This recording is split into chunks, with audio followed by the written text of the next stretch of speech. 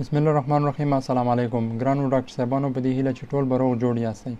زه ډاکټر کفایت الله امانی یم او نن غواړم چې د اناټومي او فزیالوژي مضمون باندې درس واخلو. په دغه لومړي درس کې به موږ د اناټومي او فزیالوژي په عمومیاتو او ابتدایي خبرو باندې چې دی بحث وکړو. لومړی راځو اناټومي ته. اناټومي تعریف داسې کوو چې اناټومي کلمه د دوو یوناني کلمو ټیمنین څخه اخیستل شوې ده چې انا په معنا د سپریټ یا جدا کولو سره او ټومي په معنا د ټوکټ یا قطع کولو او یا هم ډایسیکشن یا تسلیخ په معنا دی. یعنی اناټومي هغه علم دی چې د انسان د بدن ټول ساختمانونه او جوړښتونه تر څېړنې لاندې نیسي.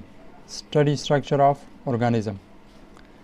اناټومي ټولې هغه اعضاوې تر بحث لاندې نیسي کومې چې مایکروسکوپیک وي، یعنی په سترګو وکتل شي، مثلا لیور یا ځیګر شو، هډوکي او دماغ او داسې نور.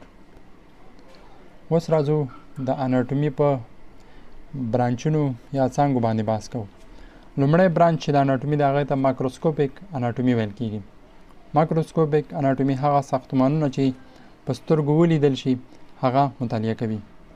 مایکروسکوپیک چې دوهم برانچ دی هغه ساختمانونه چې په سترګو یې لیدلی نه شو او مایکروسکوپ ته پکې ضرورت وي هغه مطالعه کوي، لکه انساج او حجرات چې دې ته هیسټالوژي هم ویل کېږي. دریم چې د هغه سیستمیک اناټومي ده، د انسان د بدن سیستمونه په جدا جدا ډول چې دی مطالعه کوي، مثلا ریسپیریټري سیستم، کارډیوواسکولر سیستم، ډایجسټیو سیستم او نور سیستمونه. بل ریجنل اناټومي ده یا ناحیوي اناټومي، د بدن هره ناحیه په جدا جدا ډول باندې مطالعه کوي، مثلا ابډومین یا بطن، لوور لیم، اپر لیم، سفلی اطراف، علوي اطراف، هیډ او نیک. فزیالوژي تکرار شو. فزیالوژي هغه پوهه یا ساينس دی چې د ژوند منشا، ډیولپمنټ یا تکامل، پروګریشن، فزیکی او کیمیاوي اوصاف تشریح کوي او بیانوي. یا په بله معنا فزیالوژي د بیولوژي یوه څانګه ده چې د ژوندي ارګانیزم دندې تر بحث او مطالعې لاندې نیسي.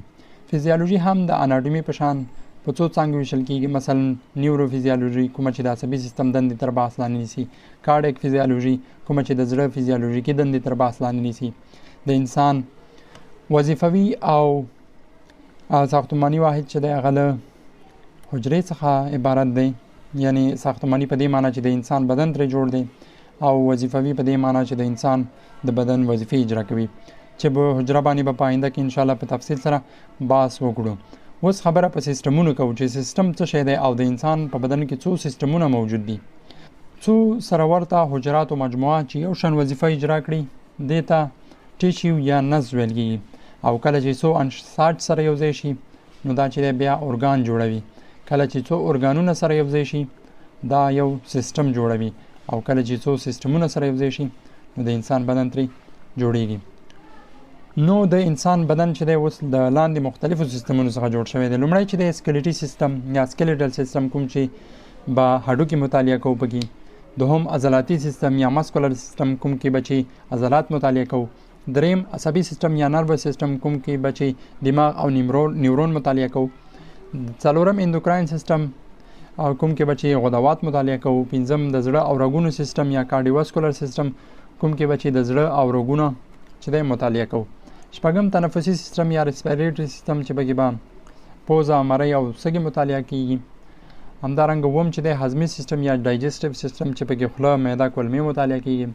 اتم بولي سیستم یا یورینري سیستم چې پکې پښتورګي، مثانه، حالبونه او حلیلونه مطالعه کیږي. نهم چې دی تکثري او تناسلي سیستم یا ریپروډکټیو سیستم چې پکې نارینه او ښځینه تکثري سیستمونه شاملېږي مطالعه کیږي. لسم لمفاوي سیستم یا لمفاټیک سیستم چې پکې لمفاوي عقدات او لمفاوي رګونه شامل او مطالعه کیږي. یولسم پوستکي او ملحقات یا انټګمنټري سیستم لکه په دې کې پوستکي، ویښتان او نوکان مطالعه کیږي. او دولسم چې دی سپیشل سنسز یا مخصوصه حواس لکه سترګه او غوږ چې دی پکې مطالعه کیږي. نو انشاءالله په آینده لیکچر کې به موږ د اناټومیکي پلانونو باندې او د اناټومیک اصطلاحاتو باندې چې دی بحث کوو.